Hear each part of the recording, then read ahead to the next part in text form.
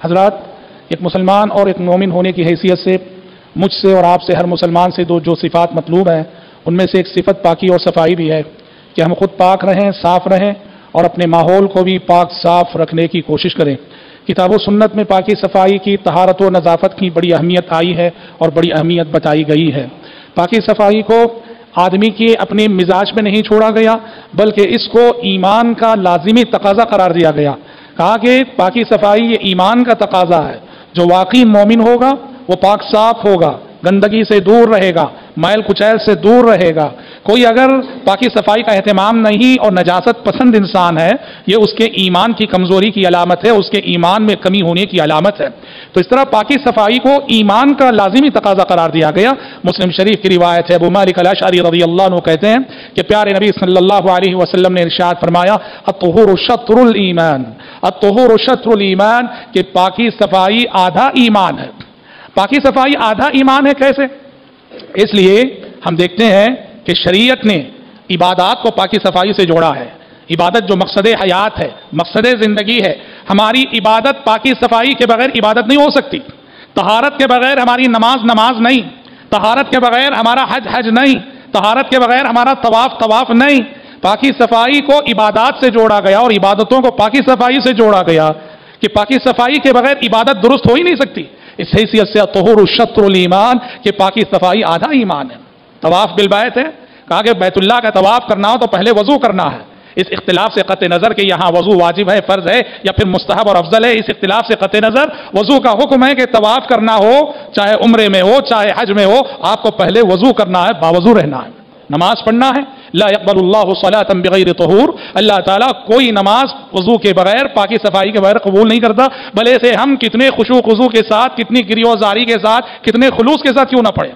ہماری نماز تبھی نماز کہلائے گی، صحیح ہوگی، درست ہوگی، مقبول ہوگی، جب نماز پڑھتے ہوئے ہماری تین چیزیں پاک ہوں۔ ان میں سے ایک چیز بھی اگر پاک نہیں ہے تو پھر نماز نہیں ہوتی۔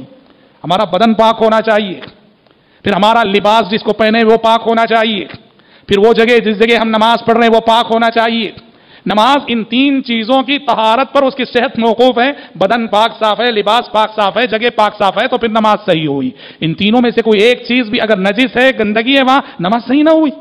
پیارے نبی صلی اللہ علیہ وسلم نماز پڑھ رہے تھے، جوتا چپل پہن کے نماز پڑھ رہے تھے۔ نماز کی دوسری رکعت میں آپ نے اچانک اپنا جوتا اتار دیا، اپنی چپل اتار دی۔ آپ کو دیکھ کر آپ کے پیچھے موجود صحابہ نے بھی اپنی اپنی چپلیں اور جوتیاں اتار دی۔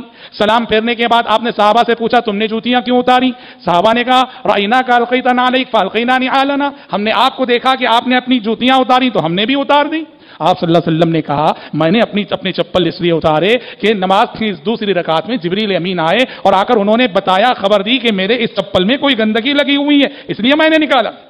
مسجد نبوی میں قالینیں نہیں تھیں، حصیریں نہیں تھیں، اور پاک صاف اگر ہوں جوتے چپل تو جوتے چپل پہن کے نماز پڑھنا جائز ہے، بلکہ اس کا تو کبھی کبھار حکم بھی ہے۔ تو یہ مسجد نبوی کا واقعہ ہے۔ تو جبریل امین نے آ کے بتایا کہ محمد آپ کے اس چپل میں گندگی لگی ہوئی ہے، نکال دیجئے، اتار دیجئے، اس لیے آپ صلی اللہ علیہ وسلم نے اتار دیا۔